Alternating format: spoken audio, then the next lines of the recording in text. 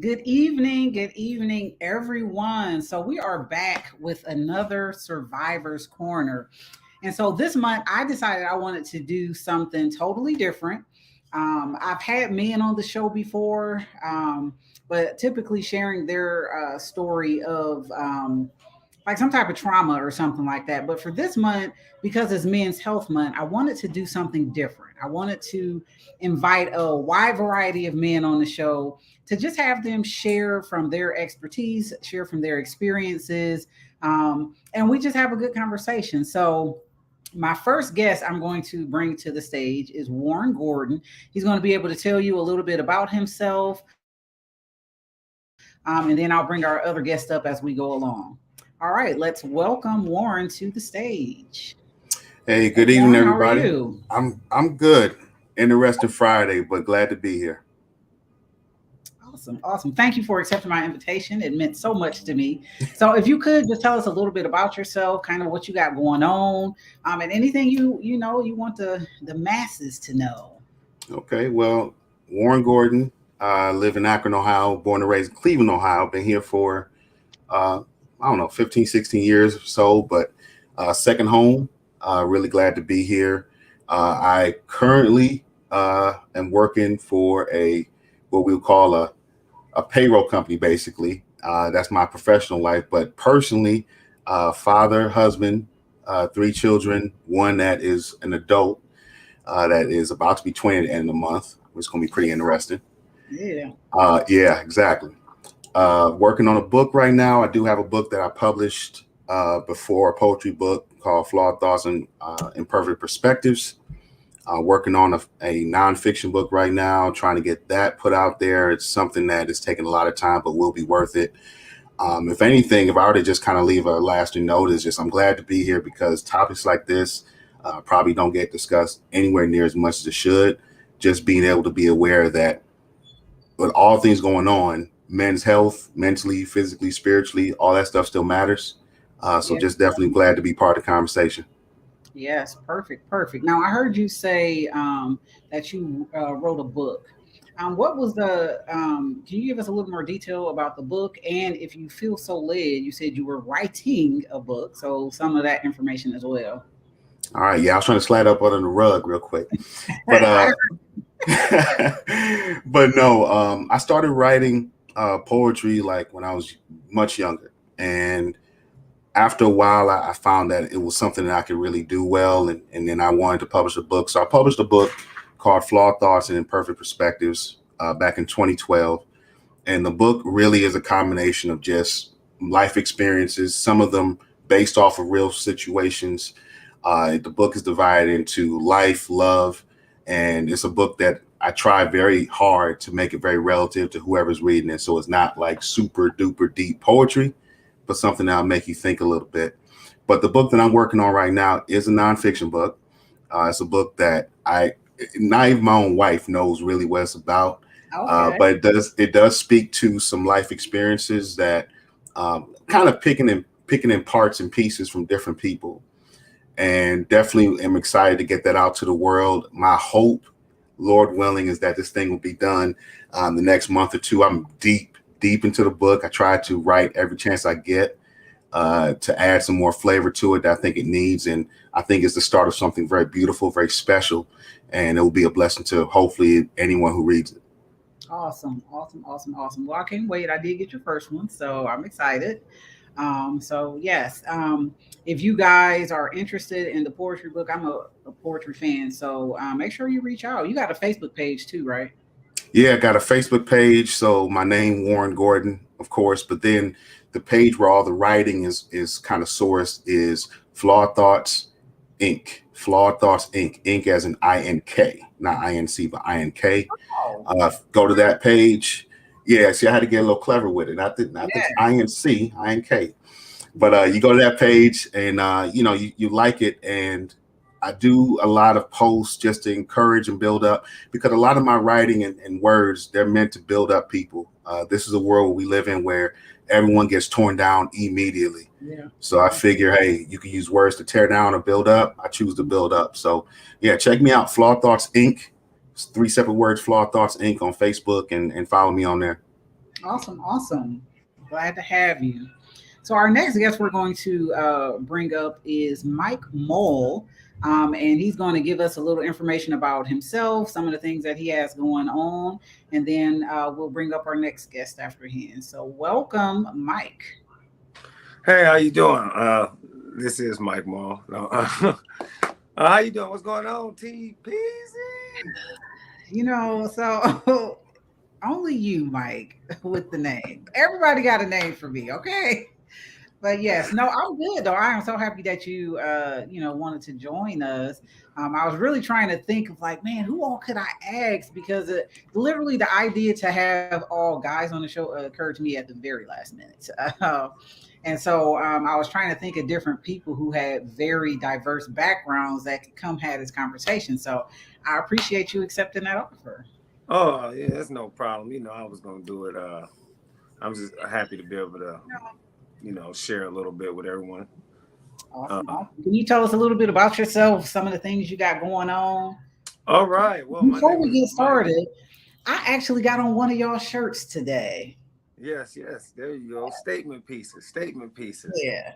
Yes. Warren inspired the shirt because I think I seen him with one on one day. And so I was like, oh, I think I'm going to wear that shirt today. So, yeah. All right. I'm sorry. Go ahead. I appreciate it. Shameless plug. But yes, I am Mike Mall. I have the Mall It Over podcast. I am a serial entrepreneur. I currently work for the city of Akron.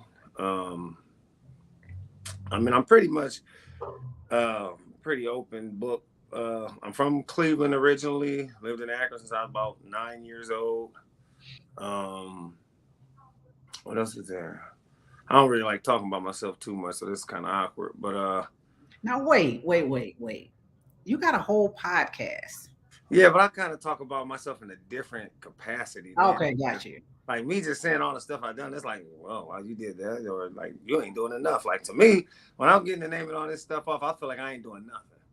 You know what's so funny is because one of my thoughts I have for tonight's show kind of actually centers around it. So you just actually proved part of what we're going to talk about tonight. But go ahead. Come on, look at God. Won't he do it? But yeah, so it's more so like, I got a podcast. I got a t-shirt company, or not t-shirt. I don't even call them that. Statement piece companies. We do photography, graphic design, video, music. There's a landscaping company in there. There's a mentoring program I'm trying to build. And soon, one of these days, if I stop being lazy, I too shall have a book. Amen. And so I'm just trying to get busy and stay as active as I can. And while I'm here, I want to make my dash mean something. That's about it. Right. Well, again, thank you so much for accepting the invite to have this very important conversation. So I appreciate that. No problem. So our next guest that I'm going to bring up, and I'm going to just be normal today. Like, I ain't going to say nothing crazy. I ain't even going to act no sort of kind of way. I'm going to be normal. He's just a guest on today's show. And we are in two totally separate locations. And I'm not going to say nothing. I'm not going to say nothing like, that's my boo thing. That's my chocolate. I ain't going to say nothing like that. I'm going to just invite him to the stage so he can introduce himself and tell y'all a little bit about himself. So, without further ado, let us welcome my boo thing to the stage, Julius Payne.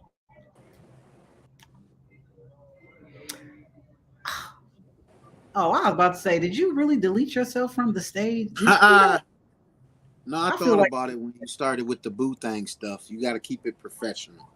I am. From here on out, we professional. All right. So like she said, I am Jew. Just call me Jew. Not anything? Okay, sorry. Yeah, I'm just Jew. So I don't do too much. I just go to work. I work at Kent State. I'm a program coordinator for our it's essentially a rape crisis center on campus at Kent State. So just working there, coaching, chilling, podcast with my wife. We'll not call her my boo thing right now, as we will keep it professional. Professional for the air. Yeah. But that's about it. That's about it. Welcome everybody. Glad to be sharing the platform with you brothers. Stage platform. That's how I say it. It's a stage. Yeah. All right. Yeah. Well, as always, I appreciate you because I just be making you do stuff, and I really be feeling when he say that sure dear, he say just like that. I just be feeling like he just really don't want to, but he just gonna do it anyway. So I appreciate it. I appreciate you accepting it. So I know, right? That it worked that way. So we are here today because we are going to talk about men's health. Um, and so, in y'all's own word, can y'all kind of explain what you take men's health? What does that mean to y'all? Like when somebody say it's Men's Health Month, what is it for y'all? What does that mean for y'all? Any order y'all can go in. Like don't all speak at once because I might call on y'all. But what does men's health mean to y'all? I mean, it's so funny that we always get 1 month to bring awareness to really big things. And so while we have the platform to talk about it, what does that mean for y'all? Well, I'll lead off and say simply it's a wake-up call for those who are willing to listen. I think that most of our lives, especially as men, we find ourselves just doing what we do day to day. All three of us on the call on this videos platform have just mentioned how heavily involved we are with different things. I watered down just all the things that I do, just as I'm sure they did too, because there's so much that goes on day to day that in all of our priorities, usually one of the last things, and it sounds very shameful, is our health. And then we find ourselves, and I thought about this prior to this video, is just we find ourselves not only deprioritizing, but there are some people out there, and I will say it, that ignorance is bliss. There's so many things that we know that could afflict most men that we are really hesitant to know. And we figure that if we don't know it, it's not there. And I think that's a big part of the problem that we have. So a month like this, where you're seeing billboards and commercials and videos and ads that are promoting men's health and free screenings and things like that, I just call it a huge wake-up call that you would hope that most, if not all, people would listen to. All right, perfect. Mike, Jude. Julius Payne, go ahead.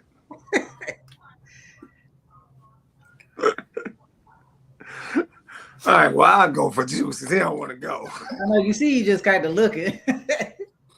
Well, it's pretty much, I mean, Warren, he pretty much hit a lot of it on the head. For me, men's health is a lot more in depth because I have had people in my family that died from colon cancer, prostate cancer, things like that they didn't, some of the stuff was caught too late. They didn't take it for real.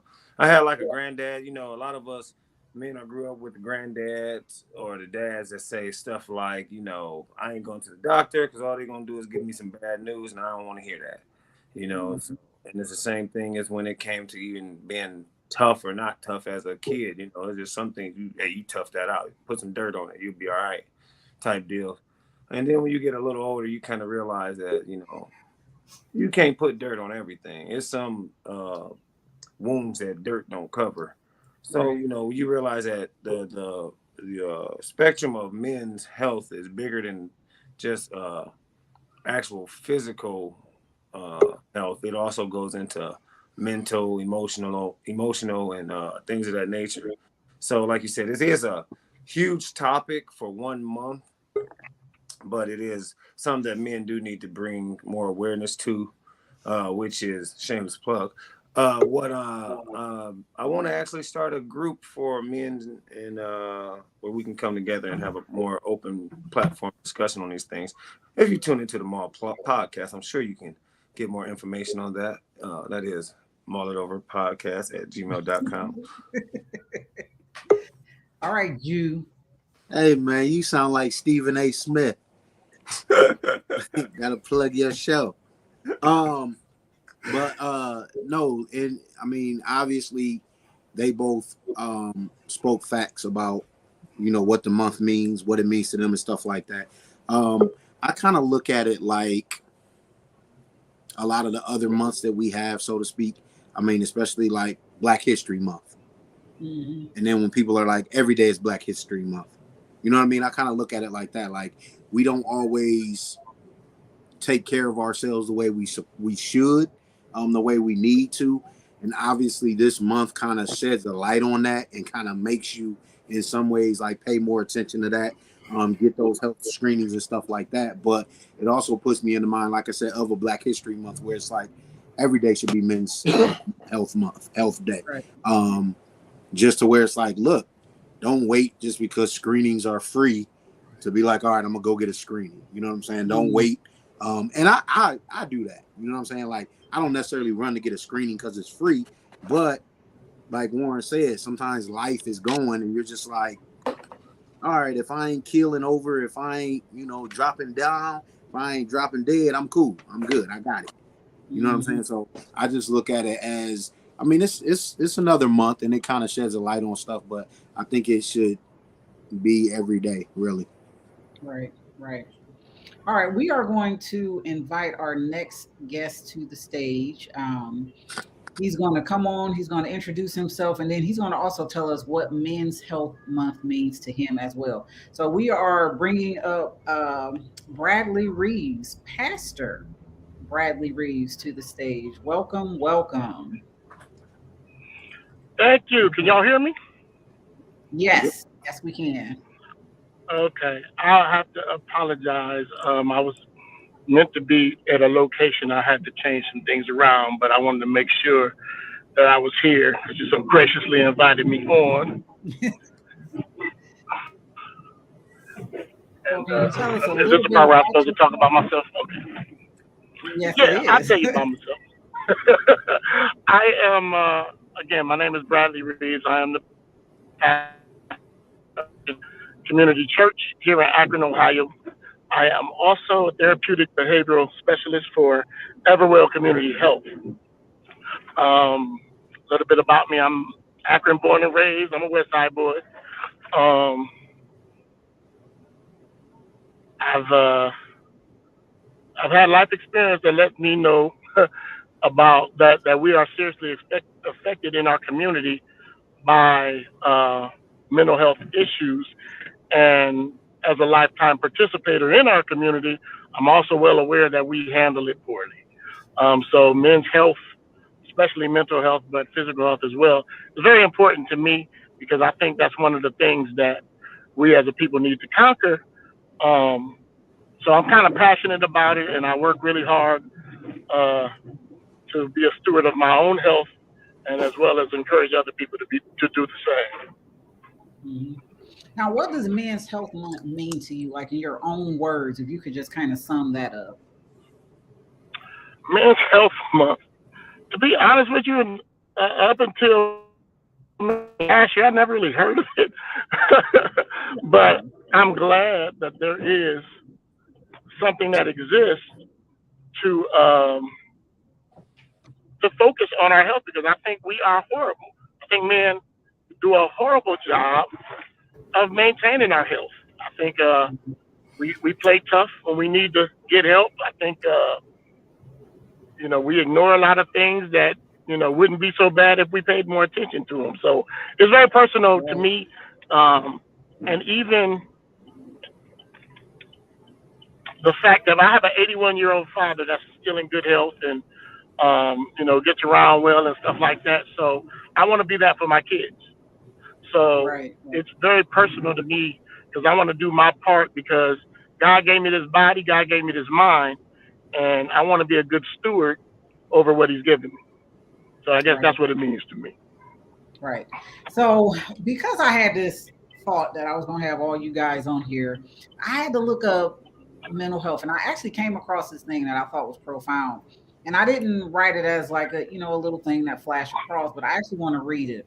It say men's health refers to a state of complete physical, mental, and social well-being as experienced by men, and not merely the absence of disease or infirmity. And I said, well, I mean, if you could talk about men's health, I guess I really do kind of sum it all up. And so that's actually going to lead into so I'm going to be on our physical health. I'm also going to, kind of lead on our mental health. And so Mike had said something earlier where he don't really talk about himself too much. And a lot of people end up in that space. But it kind of prompted this thought for me. When as men, you see a lot of women's issues highlighted all the time. Very rarely do you see men's issues highlighted. And so something that sparked a thought in me is like and this is something that everybody can answer. Everybody should answer the question. Everybody should answer the question. I had to repeat it a couple times because sometimes Jew will sit here and listen and won't, he won't answer. So my thought process is like, when is the last time, if at all, you guys have ever felt like a sense of like satisfaction with where you're currently at in life? Like, do you guys think of it like that? Like women, we got time clocks and we got all these different things. Do men think that like I'm satisfied with myself? I'm in a good space. I know I'm an amazing dad. I'm an amazing husband. Do y'all have those thoughts? Like, when is that time for y'all? I'm actually gonna call on my husband first because I want to know what he got to say.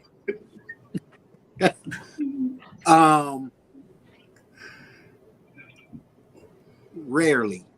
I'll say rarely. And I'll only say that because it's not often. Like, if you ask every guy on this panel if they enjoy talking about themselves, they probably say no. You know what I'm saying? Like, most guys don't talk about themselves. Like, so when you're talking about, do you take the time out to be like, oh, I'm an amazing husband, I'm a good dad? These are things that you know. You know what I'm saying? When you know what you're doing, there's a saying like, what's understood don't need to be said. You know what I'm saying? So a lot of times it's you just go about your business, you do your thing, and you're like, I know what I'm doing. You know what I'm saying? I know I'm taking care of my kids. I know I'm taking care of my home. I know I'm leading. I know I'm, you know what I'm saying, doing the things that I need to do as a man, as a father, as a husband, as a friend, and stuff like that. So I would say it's very rare that a man will kind of take that time to pat himself on the back, so to speak. You know what I'm saying? Like, because a lot of times men will be like, what, you want a cookie for doing what you're supposed to do? You know what I mean? So I would say it's very rare, but on occasion, like, for instance, if a guy has, let's say, has a baby's mama, you know what I mean, and she fly off the handle and want to, pop fly at the mouth, and, oh, well, you ain't this, you ain't. Then a dude might step back and be like, hold it, you know what I do. You know what I'm saying? You know, like Mark Jackson always saying basketball, you know my work, right? So that's when guys will sit back and be like, oh, okay, well, since you want to try to play me, you know I'm a good dad. I'm this, I'm that, I'm that. But it's very rare, I would say. All right. Michael Moore. I knew it. I know. Well, it's like I said, piggybacking off of what Juice said, he kind of hit it off. But I think we're so busy, at least I can speak for myself. I'm so busy trying to make sure everybody and everything is going smooth for everybody else. I ain't got time to think about what I got going on. Like, half of the time, it's like you got what we got. Some 6 kids, you know what I'm saying? And you got family members, like my wife called me Uncle Mike. She said, everybody need help, call Mike. Because he gonna stop whatever he doing and he gonna go fix it. Like, a lot of times, that sounds bad, not that I'm saying it out my own mouth, but I really don't have the time to sit and think about me.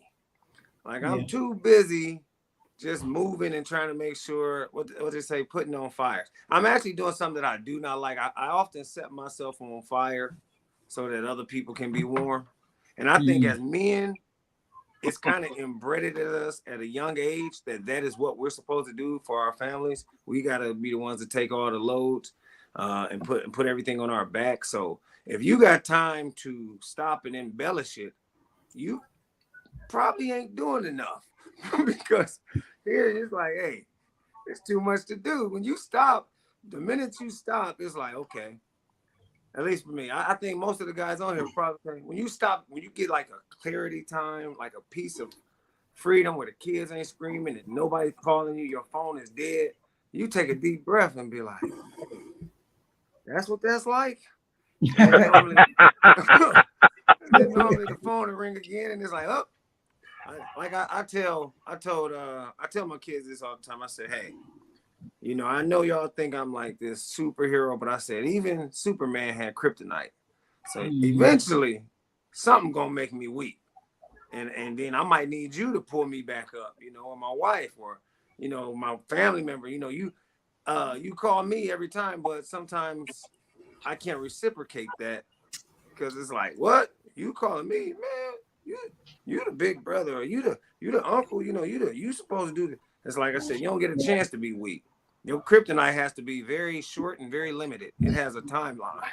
It's like, okay, you can be down today, but tomorrow I'm gonna need you to fix my tire. Right. Tomorrow I'm gonna need you to, you know, move this box I can't move tomorrow. So it's like, just to give an example, I remember being down with COVID, my phone blowing up. You can't help me today? No, man, I got COVID, man. It called me a day later. How you feeling? I'm feeling a little better. So you gonna be able to come move this? No, man. Wow. Like you constantly going. And the more that you engulf yourself in different things, like a lot of men keep themselves busy so that we don't have the time to do things like focus on all the craziness that might be going on. So you keep yourself busy. You might, like you said, you start programs, you do things like if you're an athlete, you're gonna go play basketball a lot more. You got to find what's your outlet and your help at the same time, you know, to be able to help somebody and have an outlet. And some of us, like me, I feel like God put me here oftentimes. My wife don't like it all the time, but I think he put me here to help everybody. So if they call me and I can do it, I'm going. Yeah.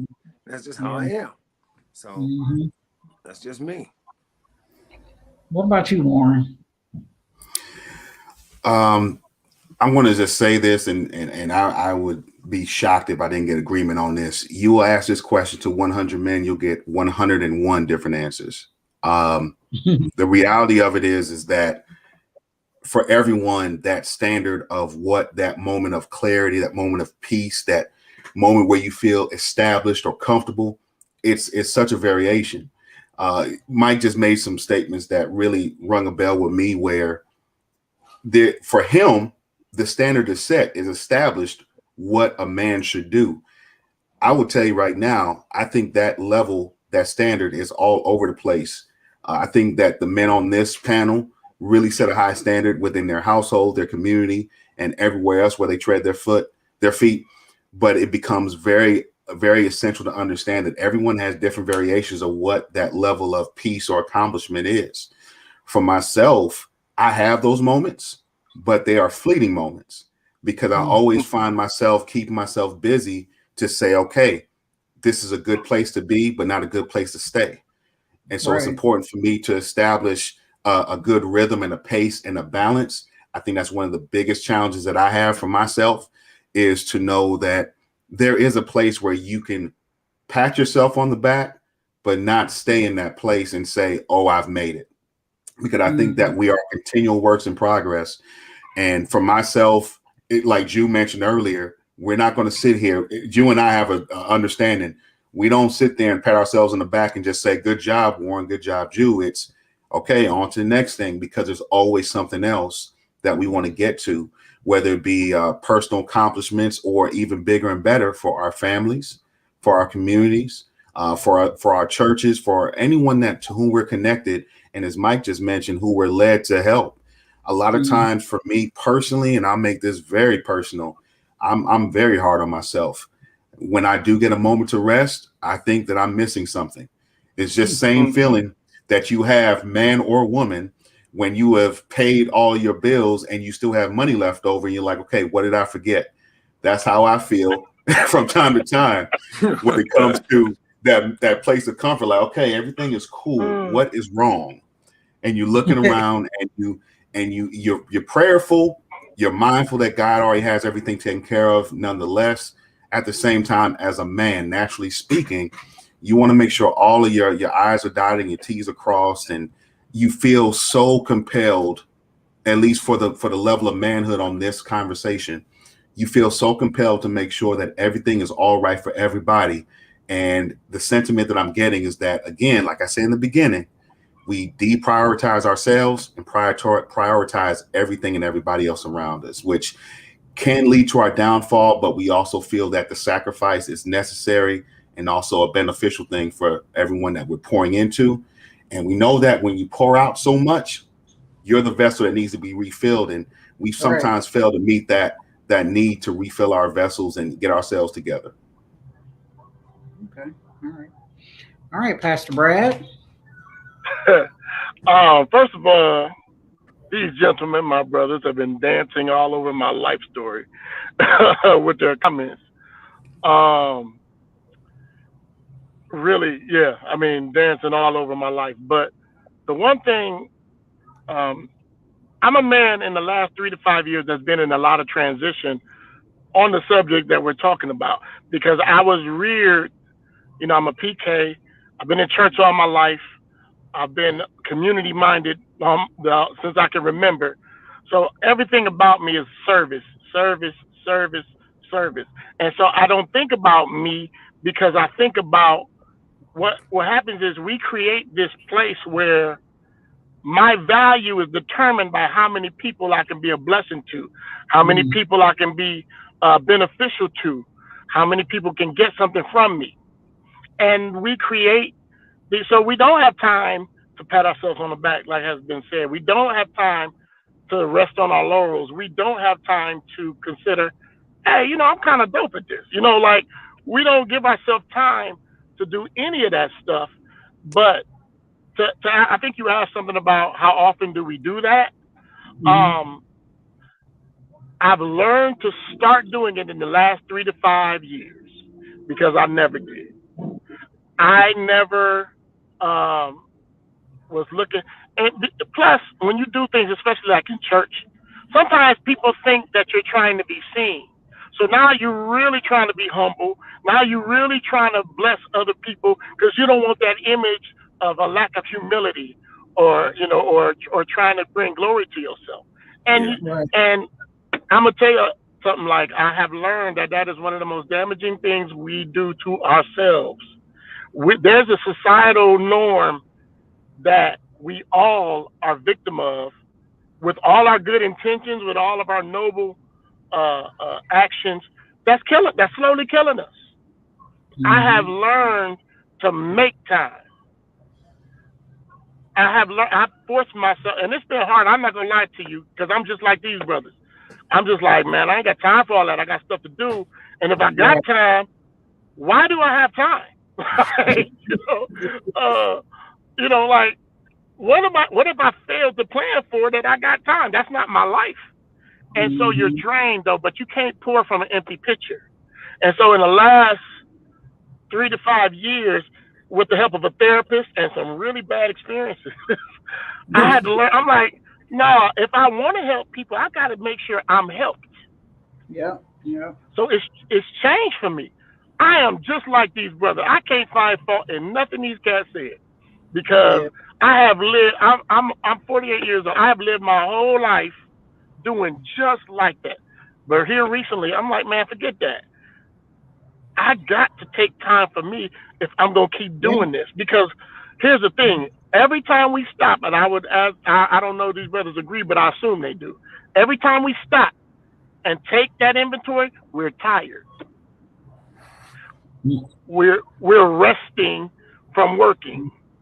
And you know, one day I said, you know, vacation ain't optional; it's necessary.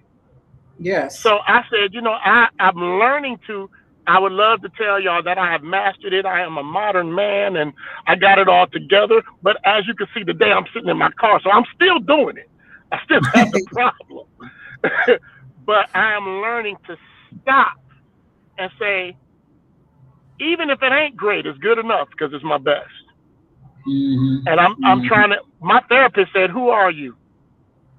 And I said, I gave her all kind of response. I'm a father. I'm a pastor. I'm a brother. I'm a this. I'm a that. And she said, everything you said is in relation to somebody else. Who are you? Yeah. And that's what we don't do. We live our life. And the reason why we don't stop is because when people are successful, and we've been able to help them, that's where we're seeking our value instead of in the mirror.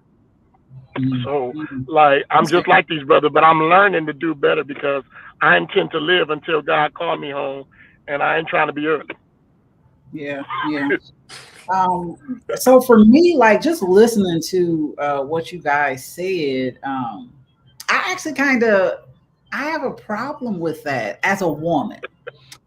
But the reason being is because we overindulge women to make sure they're getting their rest, and they going out and they doing all these things, but in return, or even I don't know, making them feel like they've done something good for the world, but that same is not given back to men by society or apparently by yourself. Like, it's like y'all just sweep yourself under the rug because you keep going. Yeah, that's bad. So with these thoughts in mind, you're right. I'm a piggyback off of what Pastor Brad said.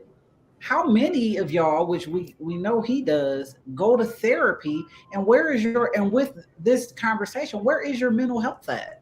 Like, good, bad, okay, I'm still trying to figure it out. Like, where would your mental health with those thoughts that y'all just said?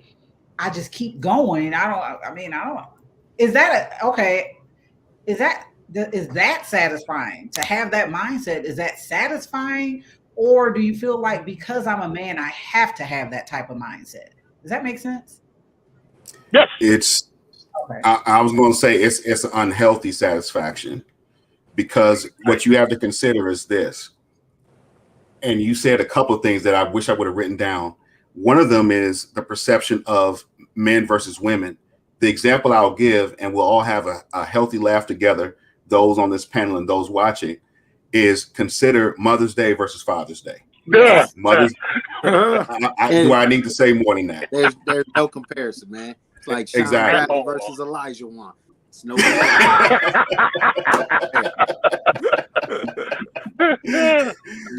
But I mean, seriously, it's an unhealthy satisfaction, because we have accustomed ourselves to appreciating what we do is only appreciated by ourselves in our own self-examination. And then when we call ourselves wanting to reach out for help because our mental is in danger, I'll tell you right now, our mental health as men collectively is always in peril. Always in peril. Always in peril, because at the end of the day, there are some often cases where we do not have a resource to lean on. Now, thankfully, we are all men that are spiritually bound. We know who to seek help from, who to pray to. But if we're speaking naturally, and we're speaking in our very essence of just being a man, we're always in peril. And it becomes very important to know the resources, like you mentioned, Tia, of finding therapists and having time. I've spent time with therapists. I want to do more of it because I owe it to myself. All of us on this panel owe it to ourselves. All of us in this community, in this world, owe it to ourselves. And it's something that if we don't have the recognition of, maybe go to a therapist once or twice, maybe it's a stretched out lifetime thing to keep yourself even keel. Who knows? But if you don't have that attention to yourself, like I said, we have this unhealthy satisfaction of knowing it just is what it is. Mother's Day is put on a hill. Father's Day is put below the valley. And we accept that understanding because as men, we just do what we do and keep it moving. Hey, can I jump in on that? Go ahead. I love what he said, because the first thing he said is an unhealthy satisfaction. And I was going to say both. We're both satisfied and we feel obligated. And we have taught ourselves to demand something from ourselves that humans aren't supposed to.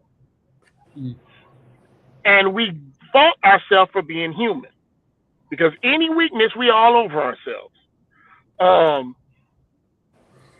Vulnerability is a sin to men. We got to be honest. I know we all want to play like we sensitive. I mean, we're we got it together, but vulnerability is a sin to us.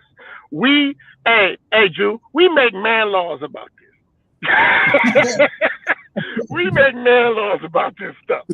And so that is, vulnerability is a huge part of the human experience. And I don't mean to be preachy, but Jesus knew that he was going to raise Lazarus from the dead, but he still, because he allowed himself to have a human experience, the Bible said he wept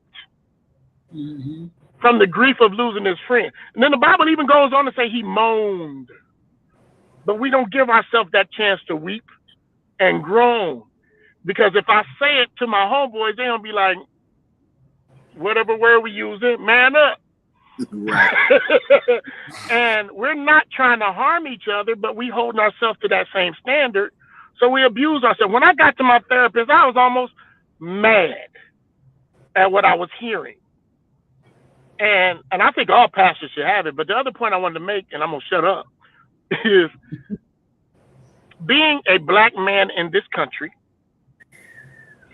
and being a black man in this church experience is an automatic case of post-traumatic stress disorder. We all, hey, play tough on the next live. On this one, we're going to be real. Yes, yes. We are hurting. Trauma is hurt. Yeah. And we're hurting, and we not only are we dogging ourselves, but we won't even support ourselves when one of us is showing more hurt. Because what we realize is if he's really hurting, then I'm going to have to deal with me. And well, it's much easier to work.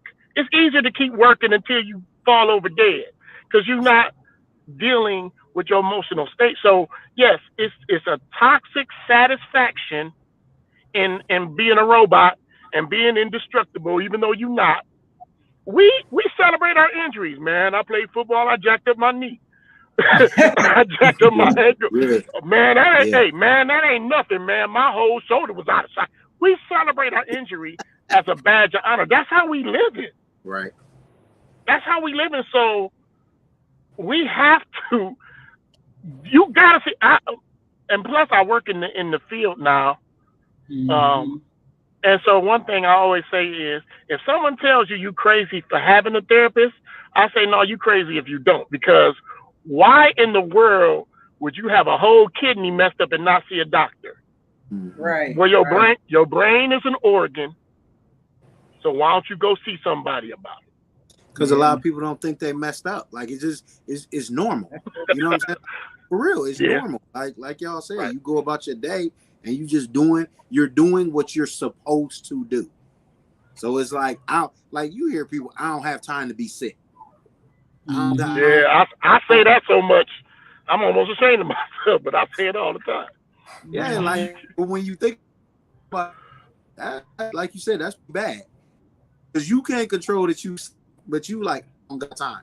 So I'm gonna pump myself full of these drugs, whatever I gotta do, and I'm right back to running errands. I'm right back to moving these refrigerators. I'm right back to running the kids to here and there and everywhere else. I'm right back to, hey, if you married, you right back to satisfying your wife, doing all this different. You like, hey, I gotta do what I gotta do. I don't got time to be sick.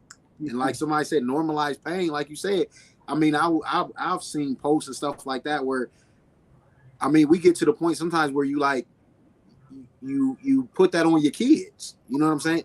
Oh man, get back in there. And it's like, no, like I'm really hurting, pops. Like I'm hurt. And you like, man, like Mike said earlier, put some dirt on it, get back out there. Like I like in coaching, I have to find myself and make sure that I'm not, you know what I'm saying, pushing my kid to be like, okay, you have to play through every injury. No, so like repeated count, are you okay? Yeah, I'm good. Okay, you limping. Are you sure? Do you need to come out? You know what I mean? Like that way they understand, like, look, it's okay to be hurt. And like you said, you got a bad kidney, you going to the doctor. Right. Something in your head. And a lot of times I think men can't explain it. You know what I'm saying? So like it's happening, you know it's happening, but it's like, okay, I'm still functioning. So if I'm still functioning, I'm okay. Figuring, okay, if I got trauma or my mental health isn't good, I wouldn't be able to do this or I wouldn't be able to do that. And it's like, no, that's not what that means. It just means you're functioning, but like y'all said, like unhealthily. Unhealthily? I don't think that's a word, but is it? It is. I'm good. Yeah.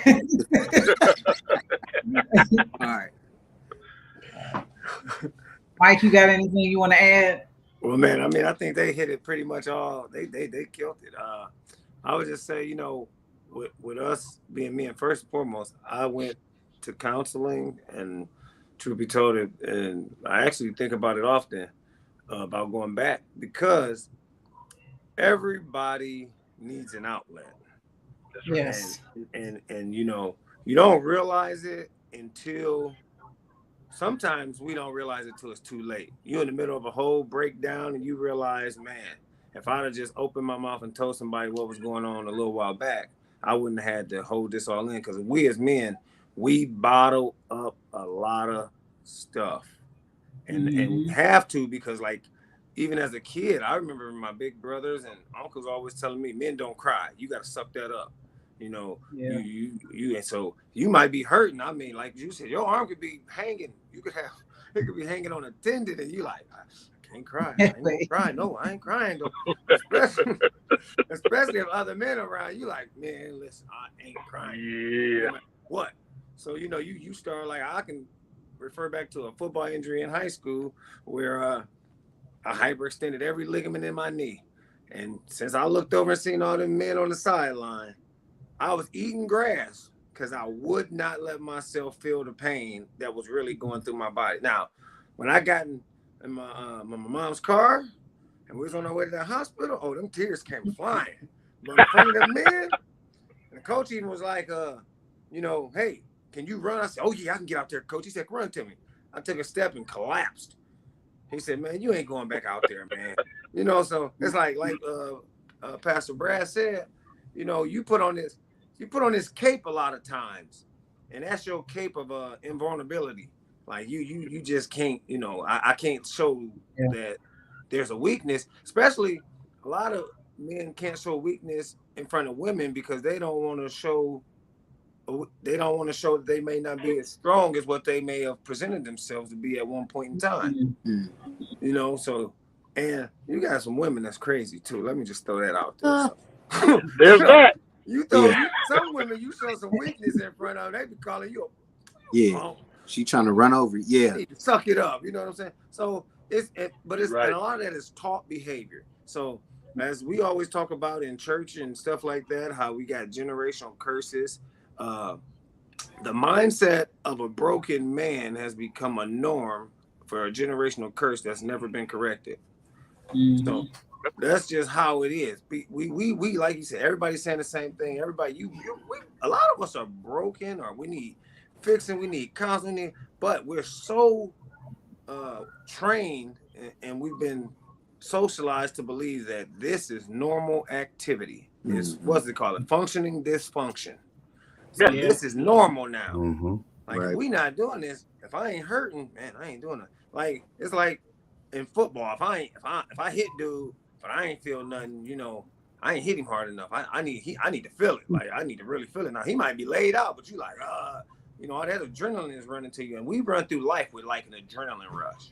Men run through life until it get time for us to relax. Like I said, once we get that time to relax, normally when our bodies are shutting down and we too old to even have any real fun or enjoy it at the pace that we should have.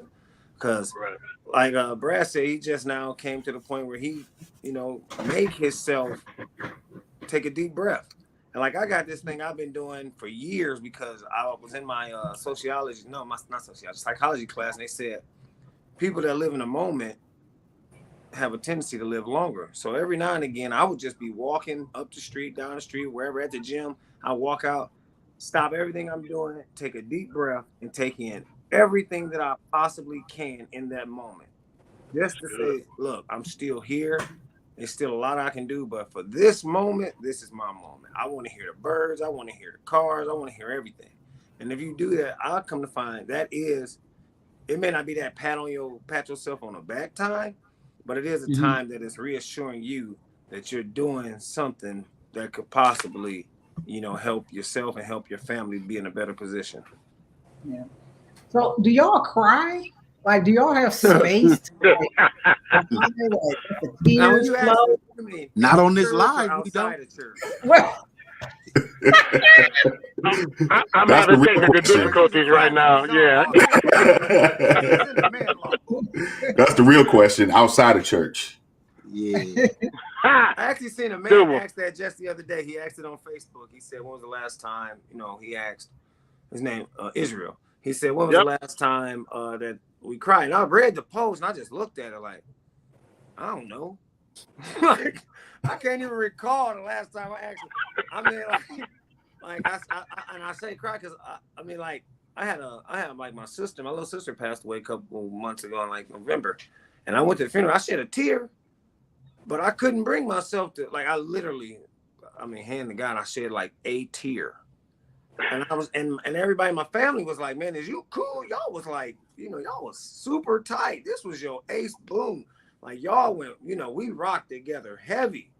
And I'm just like, I can't bring myself to cry. And it was even a point, and I don't know if any other man has experienced this, I actually wanted to cry and couldn't. Like, I was like in a mode where it's like, man, I really want to cry. I want to feel this hurt. But it's like, I just can't. But then I'll be watching like a sad movie and it's like, oh man, dog.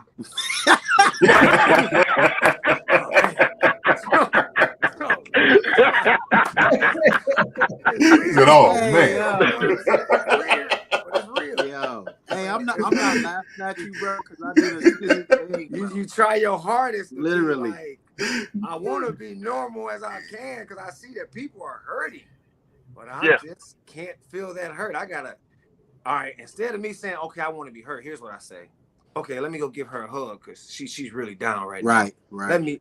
Let me comfort you. Hey, do you need some napkins? Hey, let's get you something to drink. Hey, well, how serving can I help again. you? Serving again. You just I don't know. It's just how I'm like I said, we program that way. And but that's kind of how I see it. Is like our mind instantly goes, like you said, to service, where it's like somebody got to be the strong one. You know what I'm saying? If everybody else is breaking down around me or crying around me, you're like, okay, they need a shoulder to lean on. They need somebody to be able to go and talk to that's not in that same state as they are. Right. And that might not even be true. It might be a sense of, it's just like you said, how we're programmed, where it's like, okay, to me, being the strong one is I'm not the one crying right now. When in actuality, it's like, okay, we can all cry together. Yeah. Yeah. As a pastor, go ahead. There's a statistic that says 60% of men will only tend to themselves when it's unbearable. But they'll just keep, like Mike, like y'all was saying, keep just passing it off. Like, I'm good. Oh, that's inaccurate. That number is much too low. I was gonna say that's too low. That's too low. Yeah, that's too low. That's way too low. That's way too low. That's who we are. That's who we are. Like lying. Because when y'all talk about funerals in particular, as a pastor, I don't even know how many funerals I've done anymore. But my job is to comfort the living. Yeah. Now, sometimes I'm delivering a eulogy for someone I don't know that well, or I'm not that close to. But sometimes I'm delivering a eulogy for my friend too. But my presentation really can't be any different because I feel like I'm now putting extra weight on that family. Right. I just experienced this the other week with a good friend of mine. He passed away, but I'm there for the family. So what happens is the reason why I come out with the movies is because it's got to come out. And because we won't be judicious when we put this out, it's going to come out on its own. Pressure breaks pipes. So what happens is, man, y'all almost made me cry saying that because it's like, I know you feel the grief and you're intelligent enough to say, I should be crying. Yeah. I should be grieving, but I have conditioned myself for almost 50 years to not cry. I come from an old Southern family. So when somebody died, even as a young man, we pallbearers. We ain't got time to break down. And I got them aunties that's like on the TV shows. They'll mess around, try to climb in the casket. You got to carry them away too. So I learned early to suppress mine and deal with everybody else's. My daughter's in ministry, and I'm always trying to tell her, like, I need you to break that. Don't be like me and be able to shut it off. Some of our skills are toxic. To be able to shut off your emotions like that, that's toxic. But I'm good at it.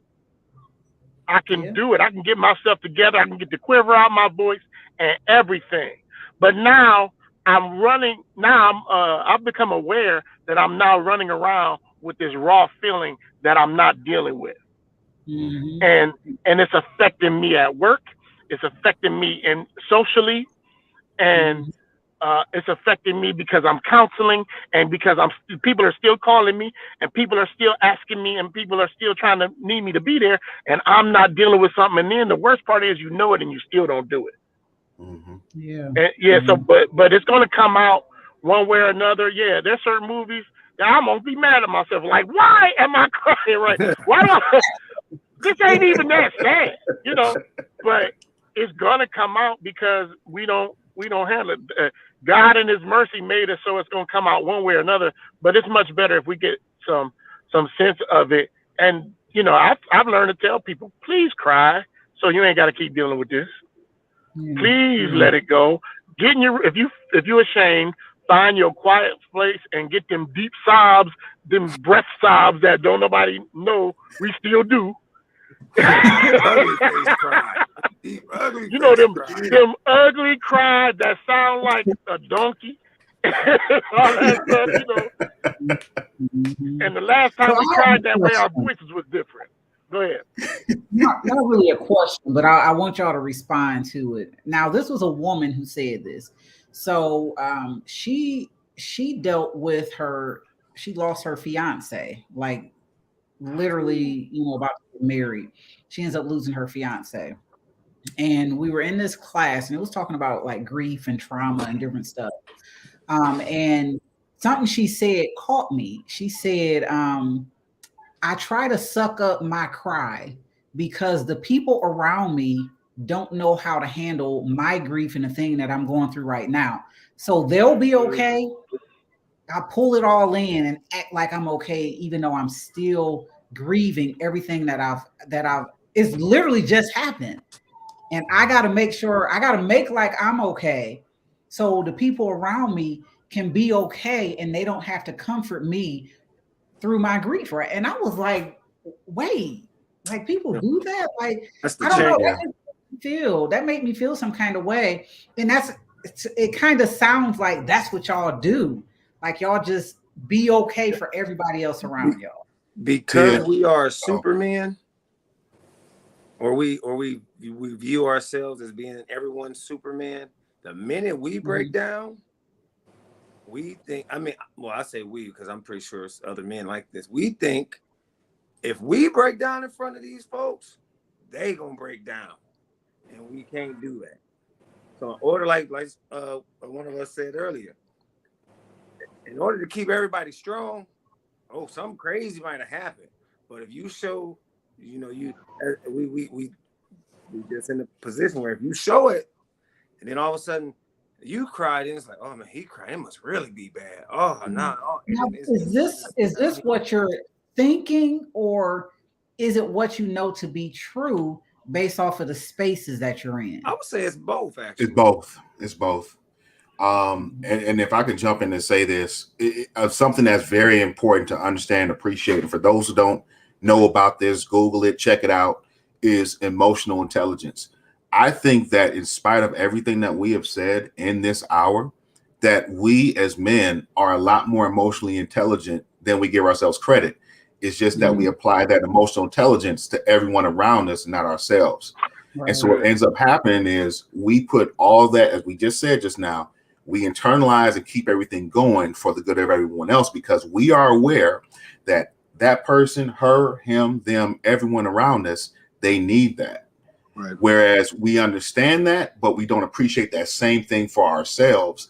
And then that emotional intelligence has gone from the highest IQ possible to dumb as dirt, because we are now allowing ourselves to just say, as again, like we said all through this thing, as long as everyone else is cool, I'm cool. Just like the song, if you cool, I'm cool. And it gets to a point where you have now created, and again, all three of you said this, we have established a new normal. And once you've established a normal, that normal gives you a benchmark that there's nothing wrong with what you're doing because it's normal. Normal is a word that gives us comfort. It gives us reassurance. It gives us confirmation. It allows us to say what I'm doing is not only justified, but is right. Because even that young lady, the lady that you're talking about, you can almost guarantee that if the people that she was in that circle with, that she said they can't handle if I break down and I cry, if they were to give adjectives about her, strong would be one of them. Guarantee it. Oh, she's the strong one. Oh, he's the strong one. Oh, he's so strong through everything, through this, through that, through that. So just like when we're at church and we talk about everybody can't handle your liberties, whatever they may be, it's the same way. Like when she says that, she's like Mike said, yeah, it's a thought in her head, but it's also what she knows, because she knows her circle. When Pastor Reeves goes and does a funeral, he knows his circle. He knows, it's something that he's taught himself to do, but at the same time, it's like he knows I cannot afford to break down in front of this group, in front of the individuals. You know what I'm saying? When I think about it, is I don't want to say crazy, but it's crazy how the brain, our brain, and like you said, that emotional intelligence to understand that. And even though it's become a unhealthy normal, it's still, for you to still be able to function in those moments and be like, those two people cannot afford to see me crying right now. If I go home to my room and cry, okay. But for those two people right now, there's no way on earth that they're going to be able to make it through this thing if they see me break down the same way they've broken down. That's true, but that comes from pride. This is what I learned. That comes from pride. The reason why I know that happens in my circle is because I've created that norm. This is the part I was missing for a long time. You make people become dependent on you by the activity you do. Whereas, because at the end of the day, why are they depending on you and you just as human as they are? But we create that, so we are aware. I love that emotional intelligence. We have created that scenario. So of course we're aware of it, because they never should have been that dependent on me anyway, but I've created that by making myself, this is a church thing too. Y'all know what I'm talking about. Leaders act, you think this leader never had a problem. This leader never feels pain. This leader never goes through things. So when I feel like that, I feel disconnected. So I look to them to be this stone of strength that I can, then I create this false image of myself. And so when someone looks at me, they see the stone that I've shown them instead of the human that I should show. But pride makes us do that. I learned it the hard way, because y'all know what come after pride. So I've learned it the hard way that I created it. So it is true, but somewhere I did that. I should have been pushing. I'm a human too. I should have been pushing. Man, that got me too. Hey, let's pray together. Let's go to God together, because that got me messed up too. But we don't do that. And so now we create the responsibility of keeping up this image, because we do it to our family. We do it to our kids. I know my 8-year-old, she said, when Daddy cried, I cry. I stopped crying instead of saying, baby, it's okay for us to cry. Thanks. But I'm creating. So once I validate it by stopping, and we can do that. We stop crying. and make her feel better. So now every time she crying and she needs strength, she don't look to God, she look to daddy. Mm-hmm. I created because my pride. I don't want my baby to see me like that if it hurts her. Yeah. So can I add to that real quick? Because you just stepped right into what I was thinking is virtually all of you talked about is there is this, I want to articulate this the right way. It's almost like an unhealthy symbiotic relationship. To use what you just mentioned, Pastor Brad, what you're doing is related to your daughter and vice versa. And so sometimes the people around us that we are calling ourselves upholding and keeping strong for, they unknowingly help us to keep that going. And it's no fault of anyone in that relationship, but it keeps this thing going. And it keeps that unhealthiness going to where what is the solution? And this is a very rhetorical question, because as a father, as a girl dad especially, I'm with you. I understand what you're talking about, because I know that I want to be strong for my little girl. I want to be that resilience for her, and I want to do that in a healthy way. But then how much can you take before it becomes unhealthy in trying to establish that role? And I think that in terms of, like, we gave the example of funerals, we gave the example of being in places where people may be bereaved or feeling sad. And it's that give and take that is unhealthy. Unknowingly, they're making it unhealthy and you're making it unhealthier. And it's a revolving circle. And it becomes so repetitive, and we don't even know we're in the middle of this thing. And no one knows, in my opinion, no one knows really how to resolve that. Yeah. It's funny when, y'all brought up being like girl dads. And with that thought process, y'all done, sliced it off because y'all want to be these strong guys for y'all's daughters. When they grow up and they look for but you get the point I'm trying to make here. And they're going to look for their dad.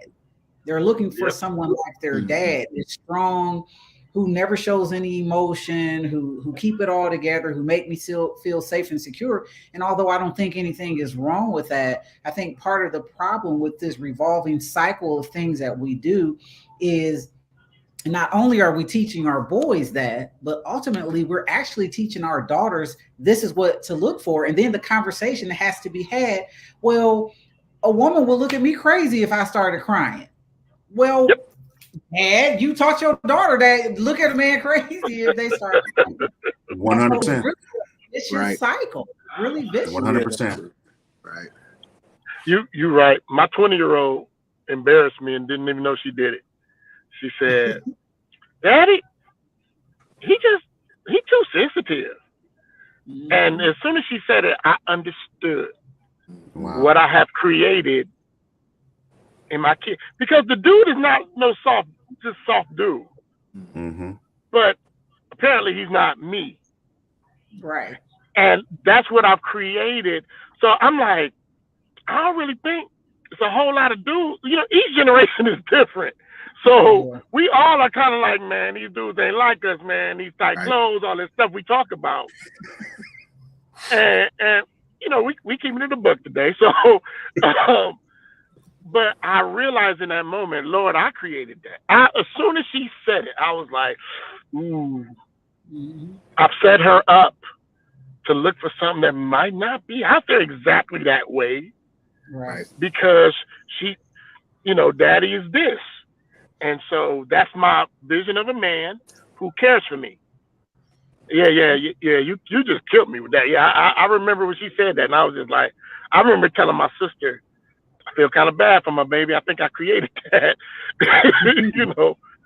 by being the way we've been talking about. Yeah. Well, fellas, I think we have had an amazing start to a good conversation that definitely need to finish, but I do try to adhere as much as possible to the time. And so we got about 5 minutes left. If you all want to kind of give some closing remarks, some things that, you want the people who have watched to walk away thinking of when they think about men. Like we packed a lot of content in this little bitty hour, And we never even got to when I wanted to talk about physical health. Like this piece right here, this piece that we talked about, clearly, this is the conversation that has to be, had when we talk about all of those little things that most people will not talk about in concerns to men. It's okay for me as a woman. And listen, I'm the most non-emotional female I probably know. I'm not a crier. I don't do those type of things. But I'll tell you this.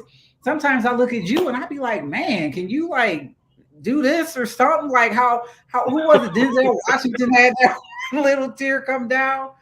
So I mean,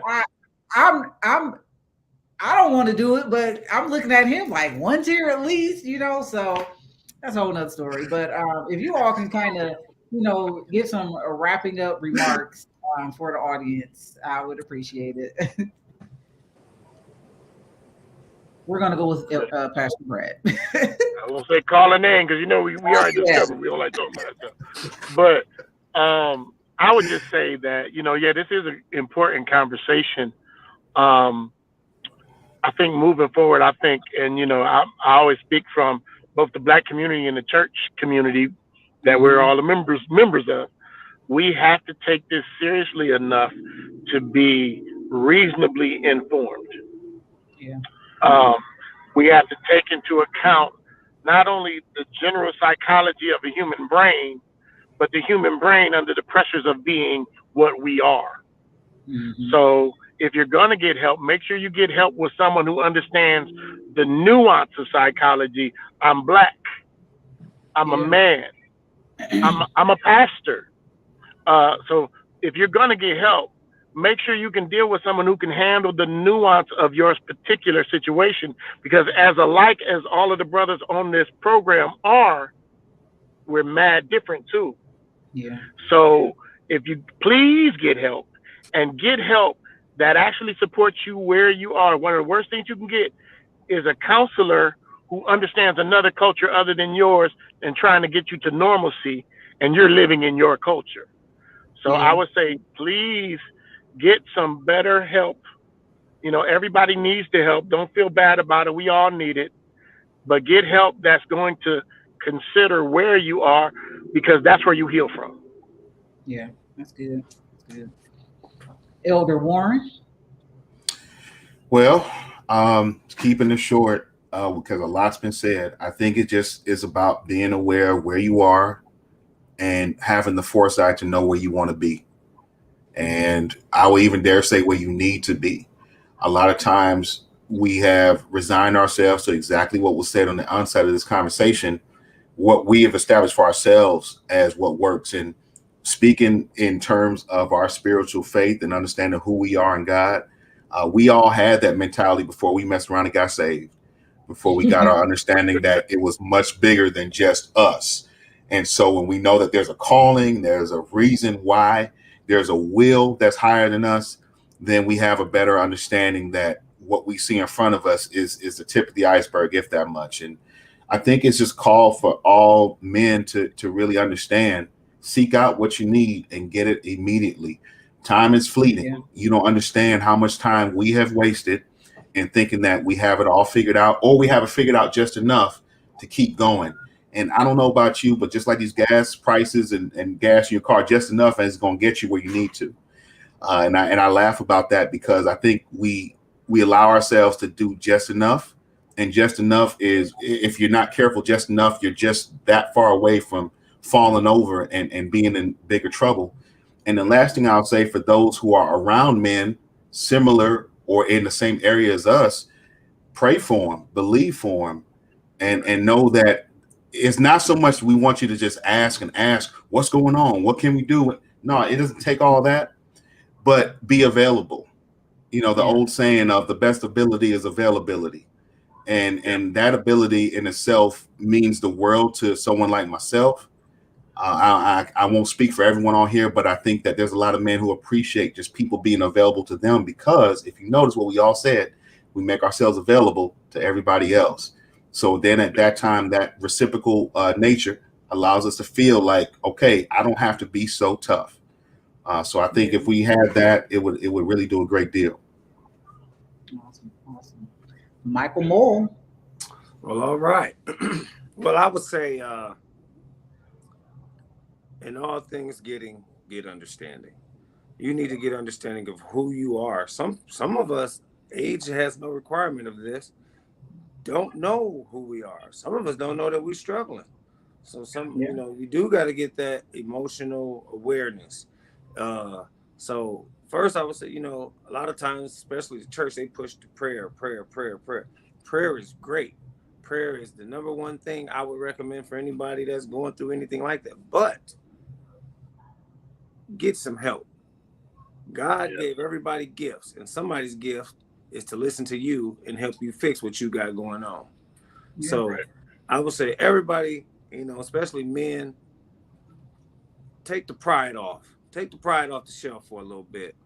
Allow yourself to see that you need help and get the help you need. Like I said, I'm proud to say I went to, therapy and counseling because it has made me better. And then it actually made me see me. I mean, while I was praying for God to show me, it also going to therapy and stuff like that helped me see who I was and where everything was not just always everybody else's issues. It was some of my issues that I had brought into some situations myself. So get help, pray, seek help, and seek understanding of what's going on in your life. And I think with those things, I think we can all be successful. Yeah. Should I do an introduction of the last person? Nah, you might as well. They all dropped the mic, so we might as well wrap it up.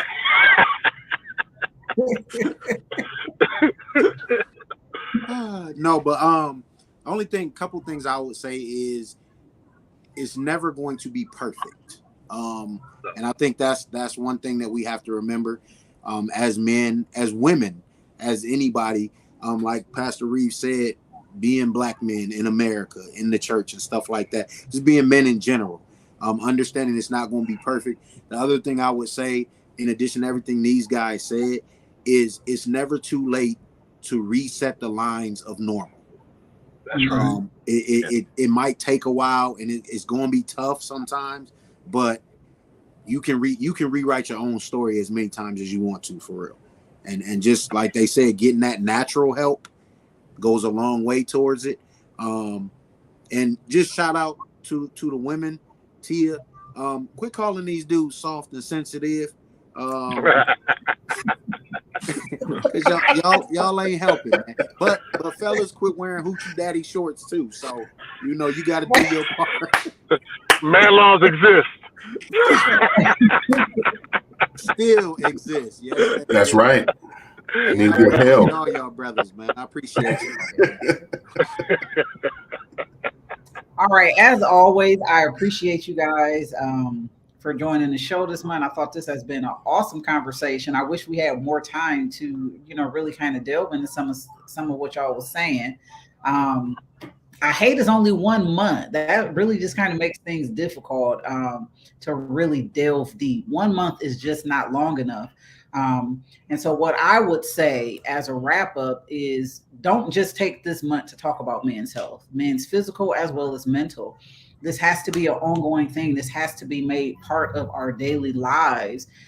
Because like my boo thing said, sorry, we're professional. We can begin a new normal. Like we literally can. Even, piggybacking to, the daughter, not allowing our daughters to think this is what's normal when it comes to, who our mate is. This is what we have to look for. So literally, recreating a new normal and having these conversations. I'm clearly big on conversations. So just having a conversation, like letting it be known, these are some of the things that men deal with. These are some of the responses that would be better versus y'all too sensitive, as my boo thing said. But in any case, until next month when we have another amazing conversation, I appreciate everybody who watched, all your comments, everything that was said tonight. Take it, marinate on it, and let's begin a new normal, not just because this month is coming to an end, but because we really, truly, we want to make a difference and we do want to create a new normal. So until next time, I am about to bow us out in silence. This was my lead in, so my boo thing wouldn't say anything. That's why I had to do that. So he was prompting, so he'll know that it's gonna be silent for a few moments. All right, y'all. Y'all have a good night. I appreciate y'all. All right, thanks for having me.